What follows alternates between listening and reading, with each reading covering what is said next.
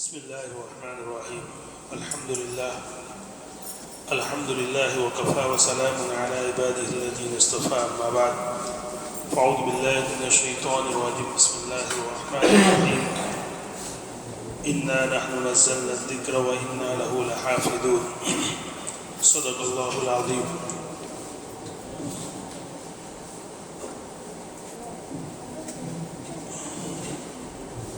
قرآن کریم کی آیت قرآن کی حفاظت کی گارنٹی کے سلسلے میں بہت زیادہ مشہور ہے اور ہم میں سے ہر آدمی کو یاد بھی ہے. اللہ رب العزت نے قرآن کریم کی حفاظت کی گارنٹی لی ہے.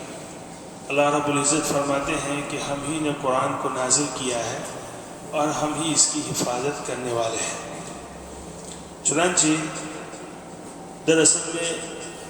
آپ کو جو بتلانا چاہتا ہوں کہ جمع قرآن اور تدوین قرآن کے موضوع پر بہت سی کتابیں لکھی گئی ہیں اور صحابہ کے دور میں قرآن کو 2 مرتبہ جمع کیا ہے. ایک حضرت ابوبکر صدیق کے دور میں اور ایک حضرت عثمان غنی رضی اللہ تعالیٰ عنہ کے دور میں. چونکہ قرآن ہماری کتاب ہے اور ہمارا اصل جو ہے دینی سورس ہے، تو اس کے سلسلے میں ہمیں بہرحال اس کی تاریخی جو حقیقت ہے وہ ہمیں معلوم ہونی چاہیے. تو اللہ رب العزت نے اس کی حفاظت کی ذمہ داری لی. تو نزول قرآن کے وقت سے لے کر آج تک اللہ تعالیٰ نے اس کی حفاظت کن کن اسباب کے ذریعے کی ہے وہ دراصل میں مختصراً بتلانا چاہتا ہوں. چونکہ یہ دنیا دارالاسباب ہے، یہاں اللہ رب العزت نے ہر چیز کو یا دنیا کی جو ڈیزائن کیا ہے وہ کاز اور ایفیکٹ ساتھ ساتھ سبب اور مسبب. اگر آپ کو بھوک لگی ہے تو آپ کو کھانا پڑے گا، تبھی جا کے آپ کی بھوک مٹے گی. یہ دنیا ہے، یہ دنیا کا ایک اصول ہے، نیچرلی اصول ہے. پیاس لگی ہے تو پانی پینا پڑے گا. اگر آپ کو اولاد چاہیے تو شادی کرنی پڑے گی، ظاہر سی بات ہے. اللہ رب العزت اس پر بھی قادر ہے کہ بغیر پانی کے آپ کو جلائے، بغیر کھانے کے آپ کو جلائے. اللہ نے حضرت عیسیٰ کو بغیر باپ کے پیدا کیا، حضرت آدم اور حوا کو بغیر ماں باپ کے پیدا کیا. لیکن بہرحال سنت اللہ یہ نہیں ہے. اللہ کا جو سنت ہے اللہ کی یہ ہے سبب اور مسبب. قرآن کی حفاظت کرنے کی ذمہ داری اللہ نے لی ہے اور یقیناً اللہ ہی اس کی حفاظت کریں گے. لیکن اللہ نے کن کن اسباب کے ذریعے اور کیسے قرآن کی حفاظت کی وہ جو ہے میں بتلانا چاہتا ہوں. چنانچہ رسول اللہ صلی اللہ علیہ وسلم کے دور میں جب وحی نازل ہوتی تھی قرآن، تو میں نے کل بھی بتایا تھا کہ جو ہمارے سامنے موجودہ جو مصحف ہے اس کو ہم مصحف عثمانی کہتے ہیں. مصحف عثمانی، حضرت عثمان رضی اللہ تعالیٰ عنہ نے اپنے دور میں جو قرآن جمع کیا تھا یہ اسی ترتیب سے اور اسی طرح کا جو ہے وہ وہی ہے جو ہمارے سامنے ہے. اور یہی مصحف عثمانی بیائی لوح محفوظ میں اسی ترتیب سے ہے. لیکن اللہ رب العزت نے رسول اللہ صلی اللہ علیہ وسلم پر اوکیزنلی تھوڑا 23 سال میں قرآن کریم کو نازل کیا حضرت جبرائیل کے واسطے سے. چنانچہ قرآن کریم کی جب بھی کوئی آیت نازل ہوتی تھی تو سب سے پہلا کام رسول اللہ صلی اللہ علیہ وسلم جو کرتے تھے وہ کاتبین وحی کو لکھنے والے جو صحابہ تھے، ایک روایت کے مطابق 43 تھے، ایک روایت کے مطابق 44 تھے اور صحیح قول کے مطابق 16 تھے. اس میں حضرت زید بن ثابت ہے، حضرت امیر معاویہ ہے، حضرت عثمان ہے، حضرت علی ہے، بہت سارے صحابہ کرام جو وحی کے لکھنے کا کام کرتے تھے. وحی کس پر لکھی جاتی تھی؟ زیادہ تر وہ پتھروں کی سیلوں پر لکھتے تھے، درختوں کی چھالوں پر، ہڈیوں پر اور مختلف چیزیں تھیں جس پر وہ لکھتے تھے. گویا کہ لکھنے کے لیے جو انہوں نے چیزیں اختیار کی تھی وہ ایسی تھی، پائیدار تھی، جو بوسیدہ نہ ہو جائے. اس لیے کہ وہ زمانہ جو تھا اتنا ترقی یافتہ نہیں تھا، تو انہی چیزوں پر بہرحال لکھواتے تھے۔ سوال یہاں یہ ہوتا ہے کہ بہت سے لوگ یہ خیال کرتے ہیں کہ اس وقت کاغذ گویا کہ وجود میں ہی نہیں آیا تھا۔ نہیں، یہ بات غلط ہے۔ رسول اللہ صلی اللہ علیہ وسلم جس وقت مبعوث ہوئے اس وقت دنیا میں دو بڑی طاقتیں تھیں سپر پاور، کیسر اور کسریٰ، وہ لوگ مہذب تھے اس وقت، تہذیب یافتہ سویلائز جو ہے حکومتیں تھیں دنیا میں، جو ہے کتب خانے بھی تھے اور کتابیں اس وقت وجود میں آ گئی تھی، کاغذ اس وقت وجود میں آ گیا تھا۔ یہ غلط خیال ہے کہ اس وقت کاغذ نہیں تھا۔ دراصل عربوں میں لکھنے پڑھنے کا رواج ہی نہیں تھا۔ جب وہاں پہ رواج ہی نہیں تھا تو لکھنے پڑھنے کے متعلق جتنی بھی چیزیں ہیں وہ وہاں دستیاب نہیں تھی، وہاں دستیاب ہی نہیں تھی، کیونکہ لکھنے پڑھنے کا رواج نہیں تھا، اس لیے کاغذ وہاں ملنا بہت مشکل تھا۔ چنانچہ لکھنے پڑھنے جز کوئی اکا دکا جو ہے کوئی تھا جو لکھنا پڑھنا جانتا تھا۔ اسی لیے جب سب سے پہلی جو جنگ ہوئی، جنگ بدر، اور کفار کے جو لوگ قید کر کے لائے گئے تھے، تو جب وہ ہوسٹیجز کی جو ڈیلنگ کی رسول اللہ صلی اللہ علیہ وسلم نے، جو قیدیوں کی ڈیل کی کفار سے، تو اس وقت ایک معاہدہ یہ ہوا تھا کہ قیدیوں کا تبادلہ ہوگا، لیکن مدینے میں جو ہے کفار میں جو لوگ پڑھنا لکھنا جانتے تھے ان سے یہ معاہدہ کیا کہ تم لوگوں کو جو مسلمان ہیں صحابہ ان کو سکھانا پڑے گا کچھ لکھنا پڑھنا۔ یہ بہرحال میں یہ بتانا چاہتا ہوں کہ اس وقت لکھنے پڑھنے کا اتنا رواج نہیں تھا، تو کاغذ دستیاب نہیں تھا، اس لیے کاغذ پر نہیں لکھتے تھے۔ جو چیز تھی وہاں پہ آسانی کے ساتھ میسر تھی اسی پر لکھتے تھے۔ تو جب بھی کوئی آیت نازل ہوتی تھی تو یہ جو پوائنٹ ہے وہ آپ یاد رکھنا، تاکہ کسی وقت کوئی اعتراض کرے تو اس کا آپ جواب دے سکیں، یا کم سے کم آپ کا ذہن جو ہے غلط چیز کی طرف نہ بھٹک جائے۔ تو سب سے آیت جب نازل ہوتی تھی تو سب سے پہلا کام رسول اللہ صلی اللہ علیہ وسلم جو کرتے تھے وہ یہ کرتے تھے، کاتبین وحی میں سے جو بھی موجود ہوتا تھا ان کو بلا کر لکھوا لیتے تھے آیت کو۔ پھر صحابہ جب مسجد میں نماز کے لیے آتے تھے ان کو وہ آیت یاد کرائی جاتی تھی، اور شام ہوتے ہوتے پورے مدینے میں ہر آدمی کے پاس وہ وحی پہنچ جاتی تھی، اور وہاں اس وقت رواج تھا ان آیتوں کو حفظ کرنے کا۔ تو دیکھیے حفاظت قرآن کے سب سے پہلے دو سبب، یہ بہرحال کیا اسباب پیدا کیے، کہ ایک تو یہ کہ کاتبین وحی اس کو ریکارڈ کر لیتے تھے، اور دوسرا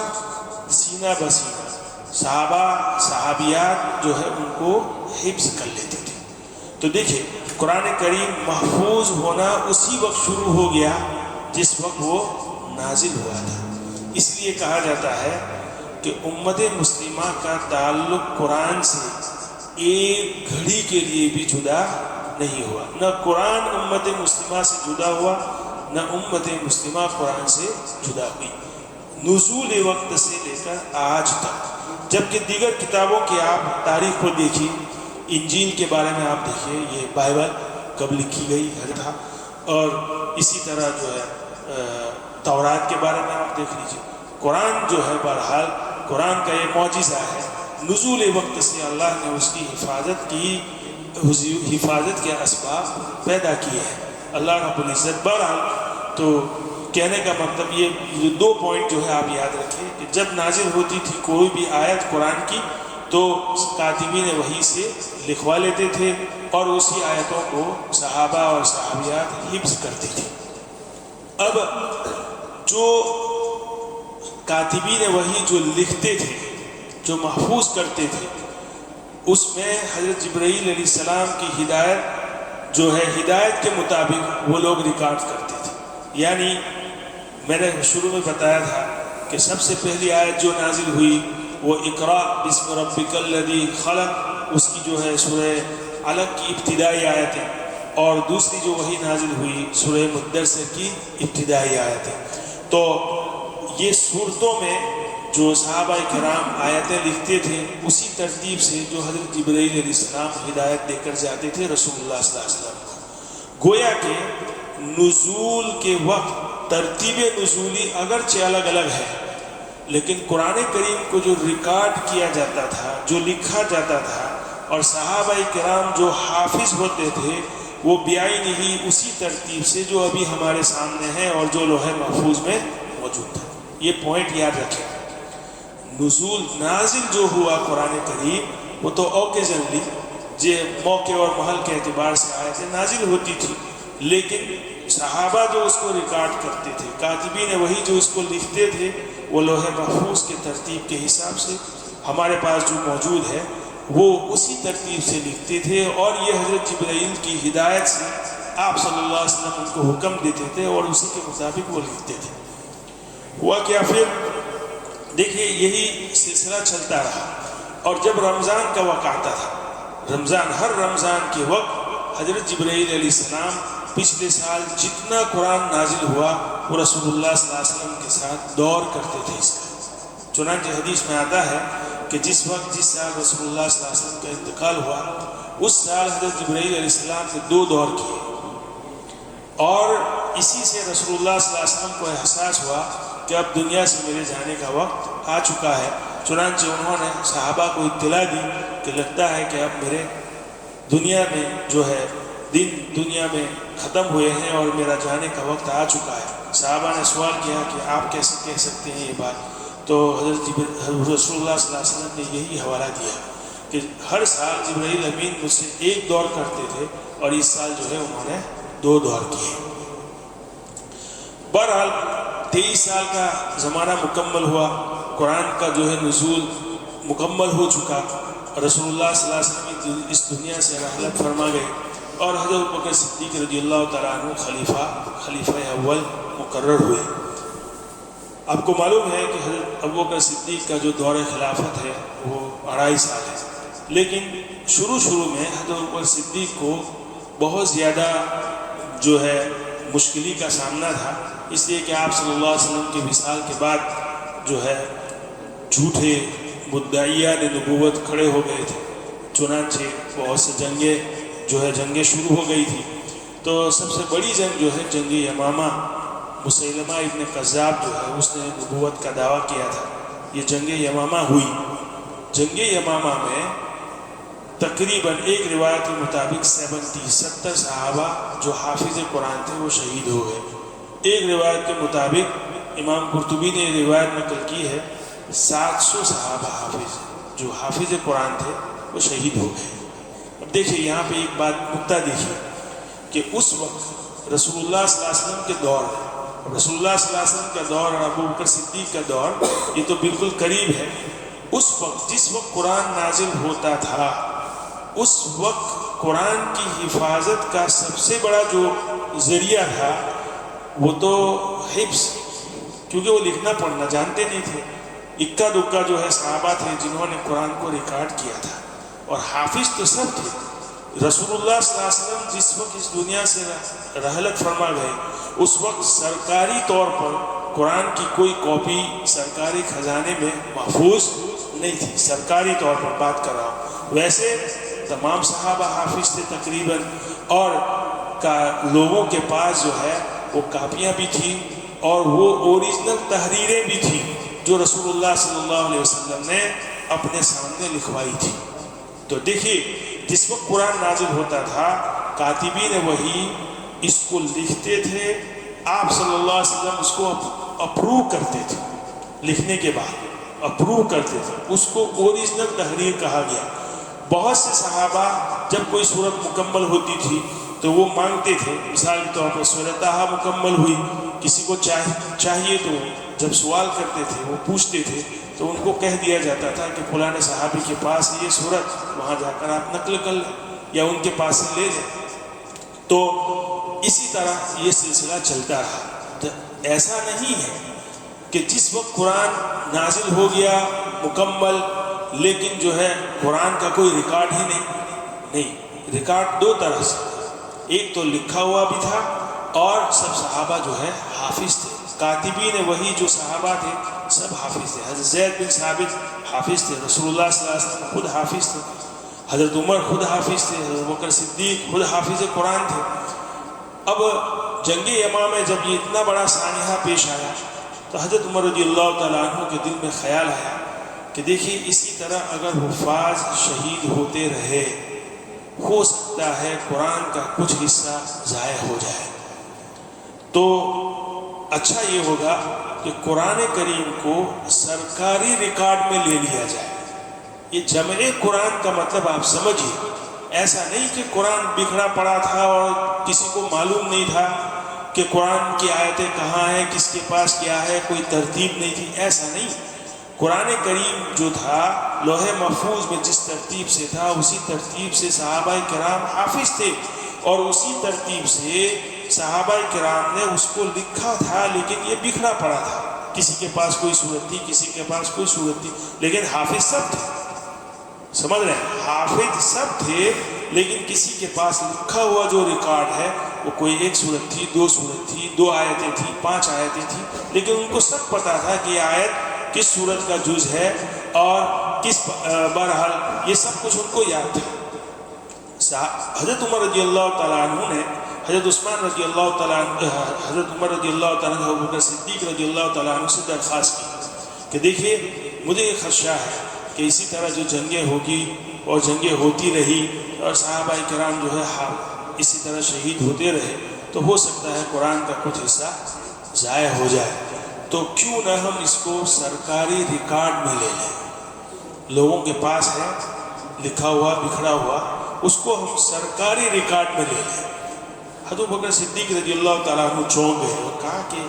جو کام رسول اللہ صلی اللہ علیہ وسلم نے خود اپنے دور میں نہیں کیا میں کیسے کر سکتا ہوں یہ کام، لیکن بہرحال حضرت عمر رضی اللہ تعالیٰ عنہ بار بار حضرت ابوبکر صدیق سے یہ درخواست کرتے رہے، مختلف موقع پر حضرت ابوبکر صدیق سے یہ بات کہی حضرت عمر رضی اللہ تعالیٰ عنہ، لیکن ایک وقت آیا کہ حضرت ابوبکر صدیق رضی اللہ تعالیٰ عنہ کا جو ہے سینہ اس بہرحال اللہ رب العزت نے ان کے شرح صدر یہ بات کر دی کہ حضرت عمر جو کہہ رہے ہیں اس میں جو ہے خیر ہی خیر ہے، کسی فتنے کا جو ہے اندیشہ اس میں نہیں ہے۔ حضرت عمر رضی اللہ تعالیٰ عنہ کا مشہور کا واللہ انک لخیر، کہ بخدا اس میں خیر ہی خیر ہے، کسی فتنے کا یا کوئی ایسی چیز ہے ہی نہیں، کوئی ایسی غلط بات تو ہے نہیں ہے۔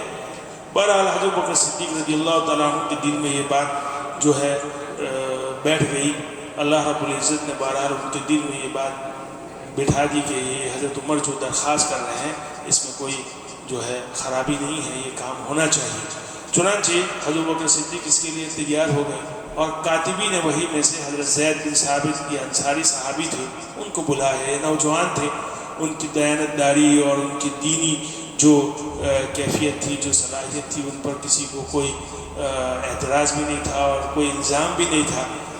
باوقار آدمی تھے، تو حضرت ابوبکر صدیق نے ان کو بلایا اور ان سے یہ بات کہی۔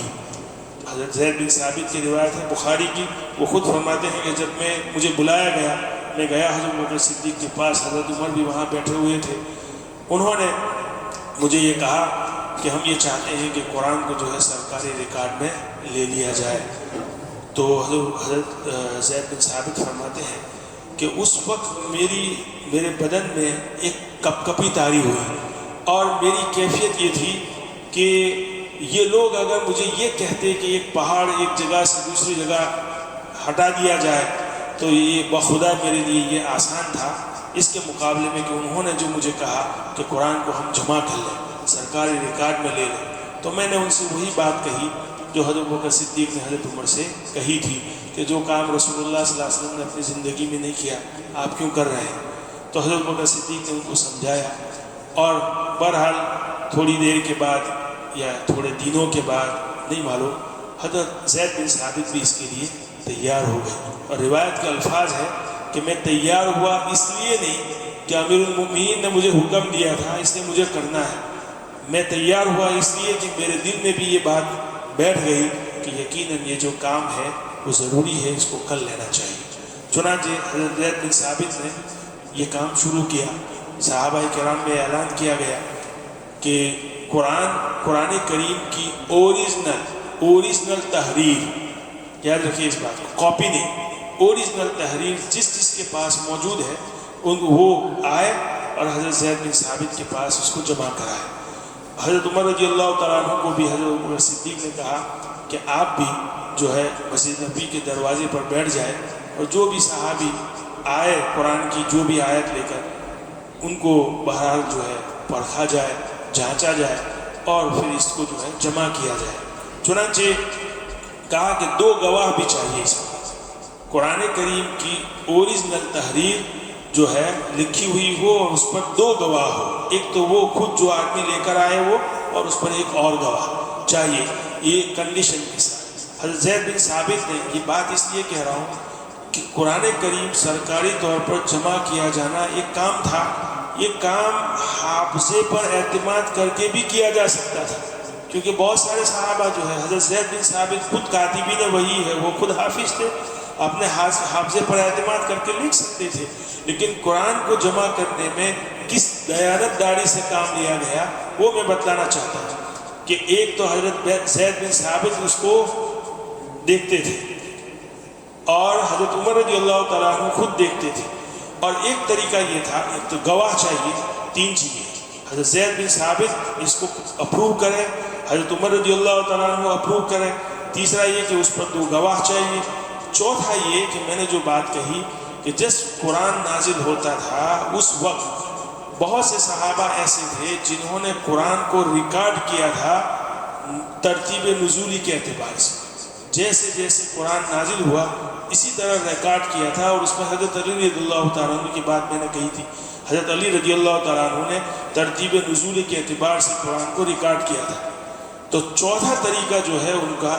جانچنے کا وہ یہ کہ ترتیب نزولی کے اعتبار سے جو قرآن جمع تھا اس کے مطابق بھی اس کو میچ کرتے تھے۔ جو صحابی قرآن کریم کی آیت لے کر آتے تھے، حضرت زید بن ثابت، حضرت عمر رضی اللہ تعالیٰ عنہ گواہ، اور چوتھی چیز جو ترتیب نزولی کے اعتبار سے جو قرآن جمع تھا اس کے ساتھ میچ کرتے تھے، اگر ہو گیا تو پھر اس کو ریکارڈ میں لیتے تھے۔ اسی طرح جو ہے قرآن کریم سب سے پہلے حضرت بکر صدیق کے دور میں جمع ہوا، یعنی حضرت زید بن ثابت نے اس کو جمع کیا۔ کیسے جمع کیا؟ صورتوں کے اعتبار سے، چنانچہ بہت سارے صحیفے جو ہے قرآن کے جمع ہو گئے، اس کو ایک تھیلے میں رکھ کر حضرت بکر صدیق کو دے دیا گیا، اور حضرت بکر صدیق نے اپنی بیٹی حضرت عائشہ صدیقہ رضی اللہ تعالیٰ عنہ جو ازواج مطہرات میں سے تھی ان کو دے دیا، اور پھر جو ہے حضرت بکر صدیق کے بعد حضرت عمر کا دور آیا، حضرت عمر حضرت عائشہ کے پاس سے پھر حضرت عمر کے پاس چلا گیا، حضرت عمر نے اپنی بیٹی حضرت حفصہ کو دے دیا، پھر حضرت عثمان رضی اللہ تعالیٰ عنہ کا دور آیا، اور اس وقت ایک ضرورت پیش آئی، کیوں آئی، کیسے آئی، اور اس کے کیا کیا عوامل تھے، وہ انشاءاللہ میں آئندہ کل بتاؤں گا۔ بہرحال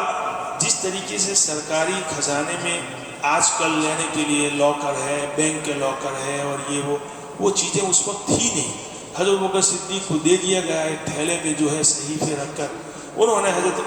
عائشہ صدیقہ رضی اللہ تعالیٰ عنہ کے پاس رکھ دیا اس کو کہ کبھی ضرورت پیش آئے تو اس میں دیکھا جا سکے۔ پر آج یہاں سے جو ہے آئندہ کل پڑھیں گے انشاءاللہ۔ وآخر دعوانا